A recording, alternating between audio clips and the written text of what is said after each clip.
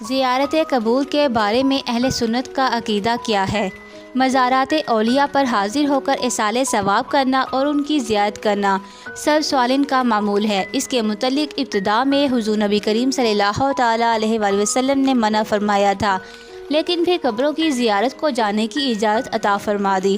حضرت عبداللہ ابن مسعود رضی اللہ تعالیٰ عنہ سے مروی ہے کہ حضور نبی کریم صلی اللہ تعالیٰ علیہ وآلہ وسلم کا ارشاد پاک ہے، اِنَّا رسول اللہ صلی اللہ تعالیٰ علیہ وآلہ وسلم قال كنت نہیتکم عن زیارت القبور فزورها فإنها تزہد فی الدنیا وتذکر الآخرۃ۔